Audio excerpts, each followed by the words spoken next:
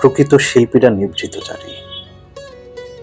তারা নিজেদের মতো একা থাকতে পছন্দ করেন, ভাবতে পছন্দ করেন, প্রকৃতির সাথে মানুষের সম্পর্ক এবং গল্পগুলো পর্যবেক্ষণ করেন, আত্মার এবং মগজের সাথে সম্পর্ক স্থাপন করেন নতুন কিছু সৃষ্টি করতে।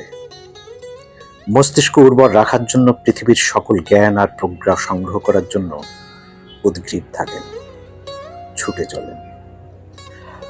নিজেকে প্রতিদিনই নতুন করে আবিষ্কার করার চেষ্টা করেন, তার অনুভূতিগুলোর জানান দেন তার কথা, কাজ আর জীবনযাপনে। অসৎসঙ্গ এবং দূষিত পরিবেশ তাদের বিরক্ত করে। তার ভাবনার জগতে কোনো অবাঞ্ছিতদের স্থান নেই। দল পাকিয়ে, লোক দেখানো, উৎসব কোলাহল থেকে তারা দূরে থাকেন। অন্যের প্রশংসাপত্র তাদের প্রয়োজন হয় না, বিজ্ঞাপন দিতে হয় না। তাদের নিজস্ব সরল আদর্শ থাকে। পায়ের নিচে মাটি জোগানোর জন্য, পথ পদবীর জন্য, দলবদলের প্রতিযোগিতায় তাদের গলাবাজি করতে হয় না।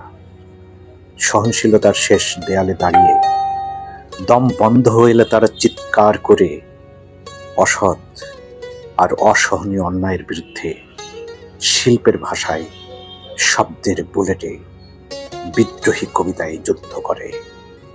কষ্ট আর ব্যথাকে শক্তিতে পরিণত করে নতুন শিল্প সৃষ্টি করে। শিল্পীর শেষ নিঃশ্বাস কিংবা শেষ রক্তবিন্দু সৃষ্টি করে যাবে হয়তো কবিতা, নয়তো ইতিহাস।